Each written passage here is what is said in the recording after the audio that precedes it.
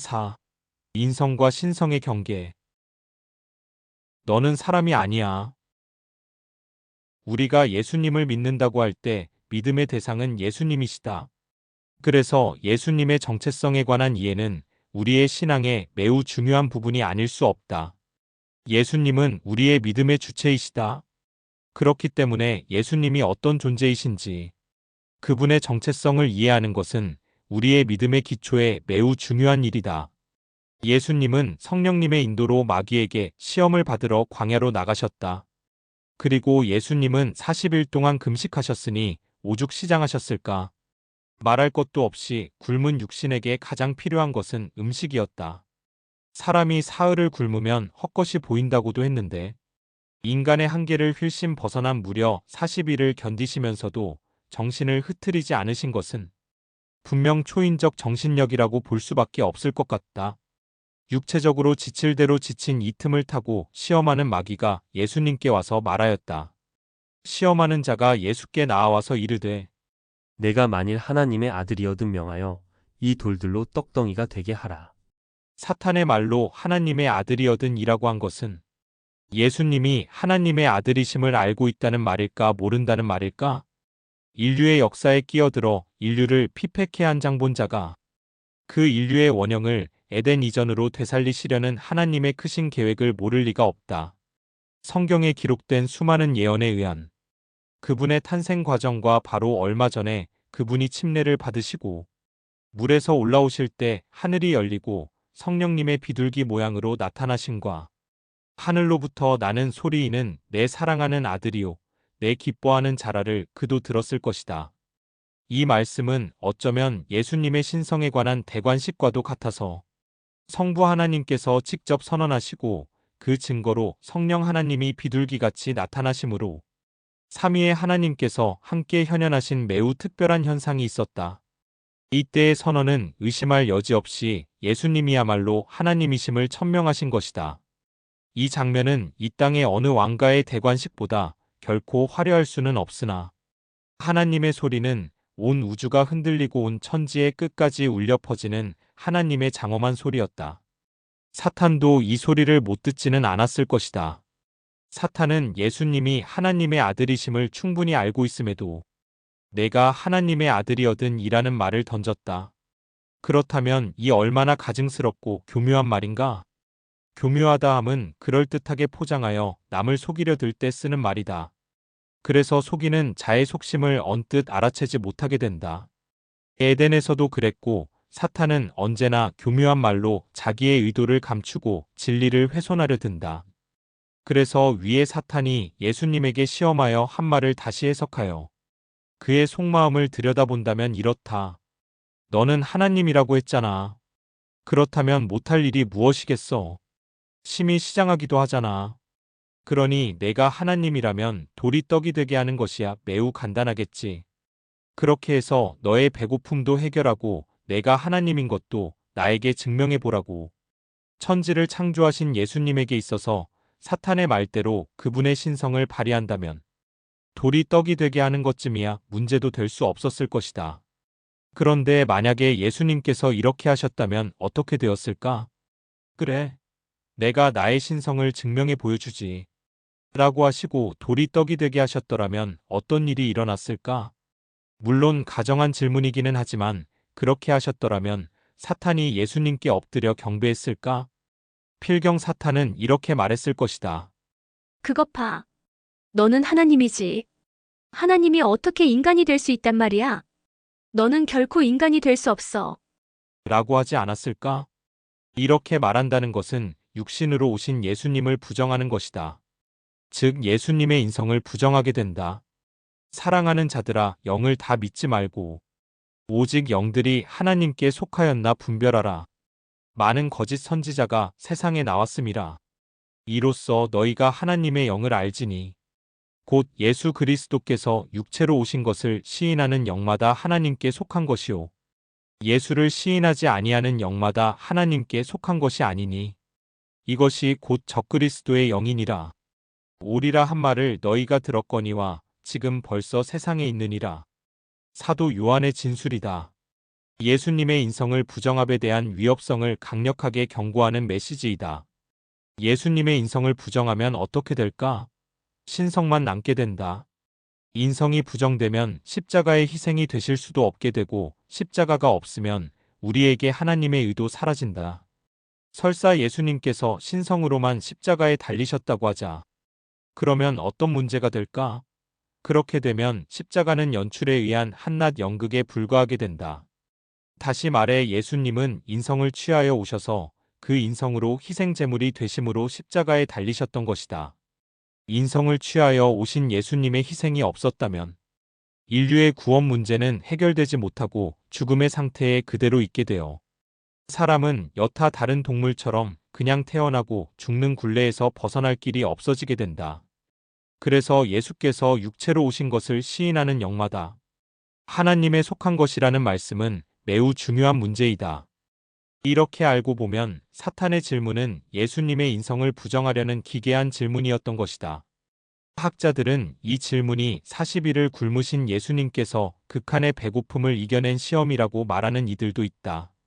그런 의미도 없지는 않겠지만 보다 근본적인 것은 예수님의 인성을 부정하여 그분의 사역을 송두리째 무효화시키려는 무서운 시험이었던 것이다. 예수님의 사역을 회방할 기회를 호시탐탐 노리던 사탄과 40일의 금식으로 육신의 기력이 쇠진할 대로 쇠진해 지신 예수님과 사탄의 이 싸움은 인류의 구원 문제를 놓고 인류 역사에 있어서 정말로 모골이 송연해지는 사건이라 하지 않을 수 없는 것이다. 사탄은 그의 추종자들을 내세워 이 질문을 예수님의 공생의 기간 내내 그리고 십자가의 희생의 자리에서까지 하는 질문이다. 내가 만일 하나님의 아들이어든 자기를 구원하고 십자가에서 내려오라. 참으로 집요한 질문이다. 광야의 첫 시험에서 마귀의 질문에 대하여 예수님께서는 이렇게 말씀하셨다.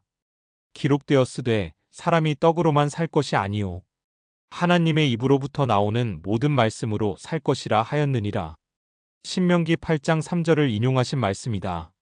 사단의 물질적이고 육신적 질문 즉 형이하학적 질문에 하나님의 말씀 즉 형이상학적 말씀으로 그의 입을 막으셨다. 참으로 감사하게도 예수님께서는 그의 육신에 그토록 피폐한 경우에서도 자신의 사명에 흔들림이 없으셨던 것이다. 예수님의 사명은 보이지 않는 이 영적 세계를 인류에게 실상으로 보여주시기 위한 것이었다. 보이는 세계는 물질의 세계요 보이지 않는 세계는 영적 세계이다. 우리는 이 보이는 형이하학의 세계에서 보이지 않는 세계를 이해하고 그 이치를 보는 것이 형이상학이다. 그것이 믿음의 눈이다. 그래서 히브리서 저자는 다음과 같이 말했다. 믿음은 바라는 것들의 실상이요 보이지 않는 것들의 증거니 보이지 않는다고 없는 것이 아니다. 그래서 실상이라고 했다. 인간의 동물적 본능이나 감각에만 의존된 인식이라면 형이하학을 벗어나지 못하고 있는 증거이다. 인간은 동물과 달리 하나님과 영적 교감을 하도록 지어진 존재이다.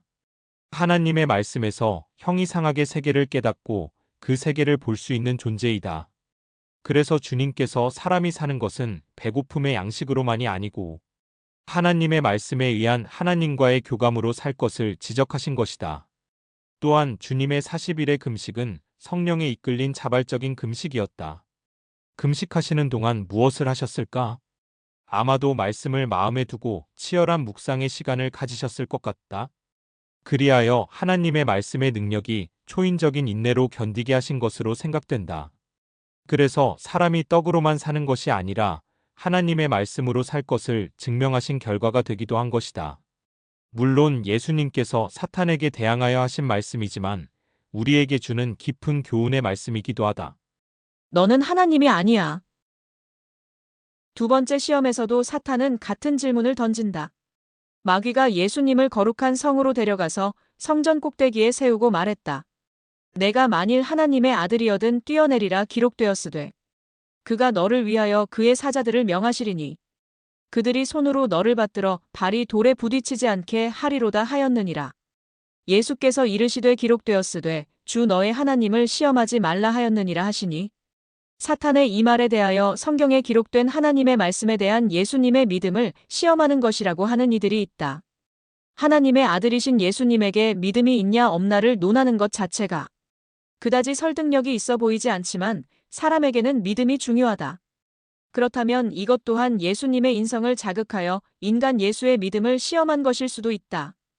그렇다면 첫 번째 시험을 이어 두 번째 시험에서 사탄은 예수님에게 이렇게 말하는 것처럼 들린다.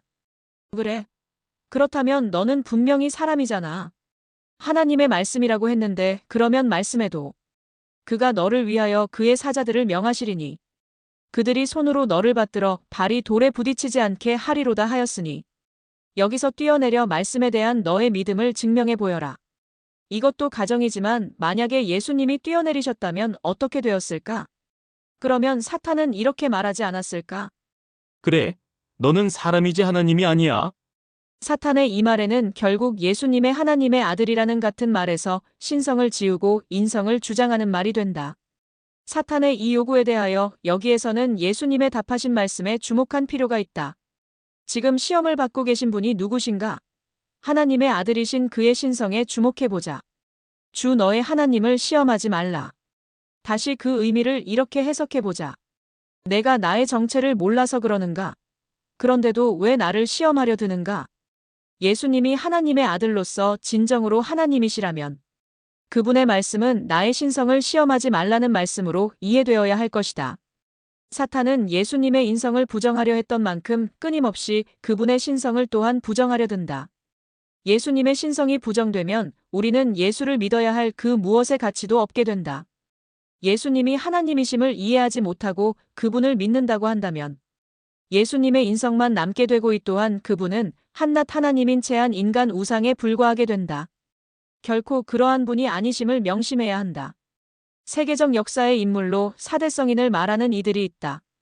그들이 꼽는 인물은 예수, 소크라테스, 석가, 공자이다. 성인이라고 말한다는 것은 높은 경지에 이른 사람을 두고 하는 말이다. 예수님을 성인에 넣어 말하는 것은 예수님의 정체성에서 그분의 신성을 전혀 이해하지 못하고 하는 말이다. 소크라테스의 종교가 있다는 말은 들어보지 못했으나 그는 탁월한 사상가임은 분명하다. 석가는 불교의 창시자가 된 것과 유교가 종교인가에 대한 애매한 부분이 있기는 하지만 공자는 유교의 창시자가 된 인물이다. 이들 종교는 모두가 사람들에 의하여 사람을 우상화하여 점차 종교로 진화시킨 결과에 불과하다. 지금도 엄연 종교나 또는 심지어 기독교라고 자처하는 종파에서도 또 다른 성인들을 만들어내고 있다. 어떤 종파에서는 가당치도 않은 설을 주장하며 한 여인을 신으로 내세워 하나님이라 부르고 있다. 어처구니 없게도 사람을 신처럼 또는 신으로 신봉하여 받드는 일을 하고 있다. 경우에 따라서는 사람이 교주가 되어 신까지는 아니어도 하나님의 버금가는 위치에 놓고 따르는 무리도 있다. 이처럼 우상이 된 사람들이 있다. 그러나 진정한 기독교는 분명히 그렇지 않다. 기독교는 인류가 있기 전에 천지를 지으시고 처음 전부터 항상 계시고 유일하신 하나님의 계시에 의한 종교이며 그분을 믿는 종교이다. 사람들에 의한 사람을 신으로 만들어 믿는 그런 종교가 결코 아니다. 그러한 종교와는 비교할 수 없는 종교이다. 우리가 그 하나님을 믿는다고 할 때 그 믿음에는 예수 그리스도의 신성이 있다. 어디서 감히. 세 번째 시험이다. 마귀가 또 그를 데리고 지극히 높은 산으로 가서 천하만국과 그 영광을 보여 이르되 만일 내게 엎드려 경배하면 이 모든 것을 내게 주리라. 이에 예수께서 말씀하시되 사탄아 물러가라 기록되었으되 주 너의 하나님께 경배하고 다만 그를 섬기라 하였느니라. 이에 마귀는 예수를 떠나고 천사들이 나아와서 수종드니라. 여기서 마귀는 모든 구조물의 경배를 받아야 할 예수님을 그분의 신성을 무시하고 아예 사람으로만 취급하고 있다. 하나님의 아들이라는 말 자체를 빼고 있기 때문에 그렇다.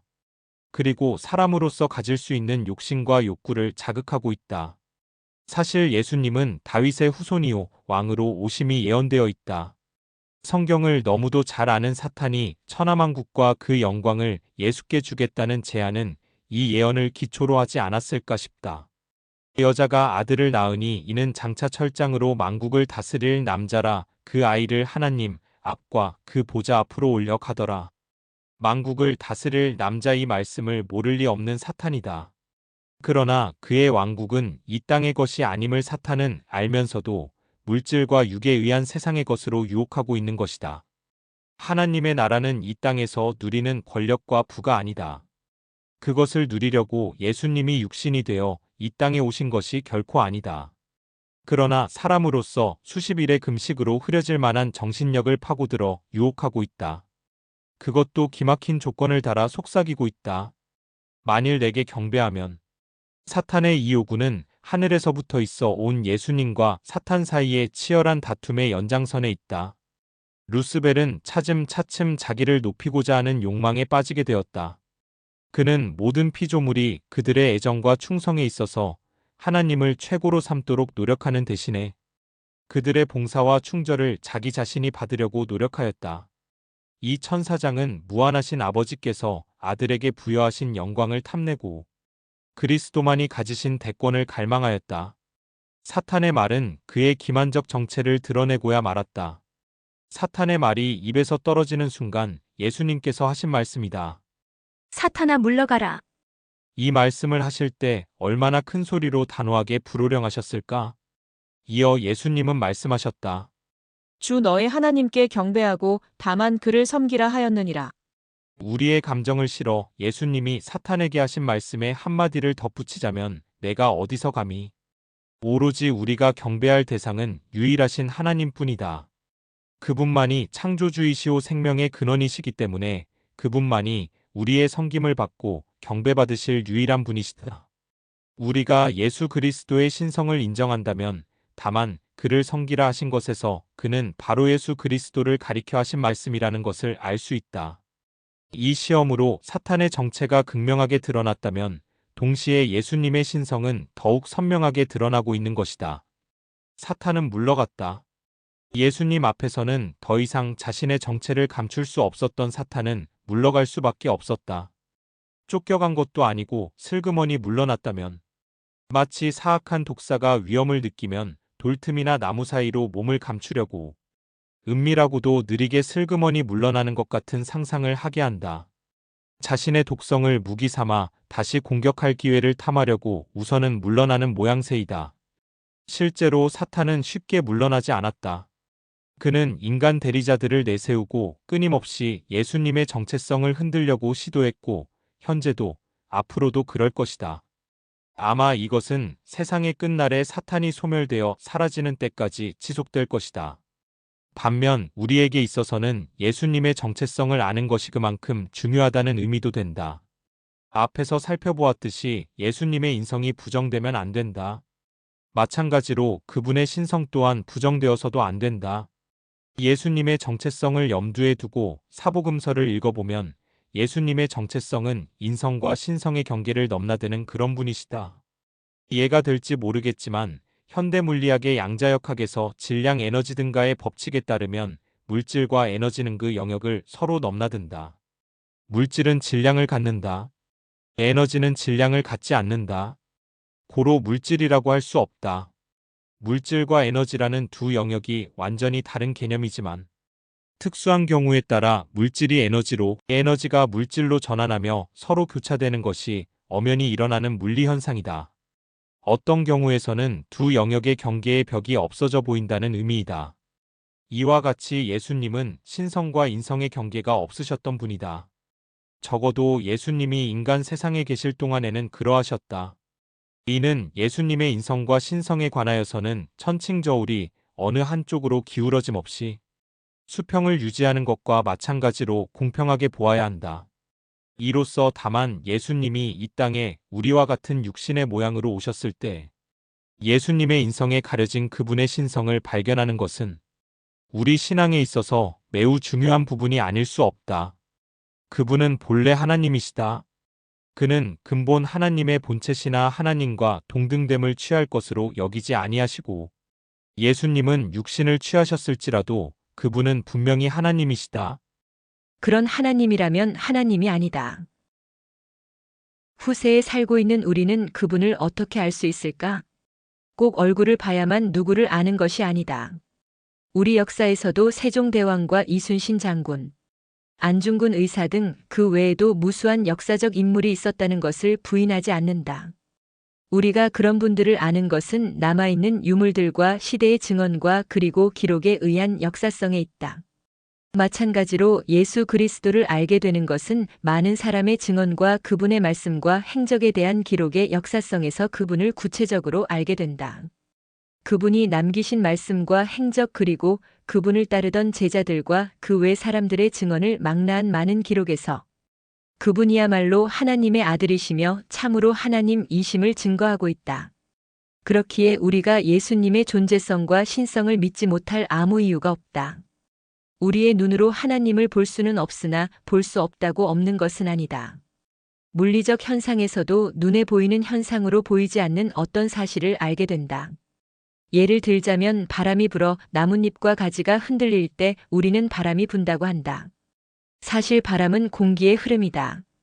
본래 공기는 투명하여 바람이 우리 눈에 보이지는 않지만 나무의 흔들림은 현상이고 그 현상으로 바람이 부는 것 즉 공기의 흐름이 있다는 것을 알 수 있다. 육신에 가려진 그분의 신성이 보이지 않는다고 하더라도 그분의 하신 행적과 현상들이 그분을 증거하고 있는 것을 기억해야 한다. 한국 불교계의 선승으로서 불교에서뿐 아니라 우리 사회에서도 큰 깨달음과 실천으로 많은 반향을 일으켰고 어느 부분에서는 나도 존경하는 익히 잘 알려진 성철 스님은 법정 스님과 대담 중 이런 말을 남겼다. 지금 우주과학 시대에 신을 전제로 하는 종교는 존속할 수 없다 이것이라. 왜 그러냐 하면은 보통 일반 종교에서 취급하는 신이란 것은 허위다 거짓말이다 이것이라. 거짓말이다 그 말이여. 거짓말이라는 것이 과학적으로 증명됐는데 거짓말로 증명된 신을 가지고 전제로 해서는 누구든지 추종을 안 한다 그 말이여. 따라올 사람이 없는데 어찌 그것이 존속될 수 있냐 이것이라. 그러니 만치 앞으로 어떠한 종교든지 신을 전제로 하는 종교는 존속될 수 없다.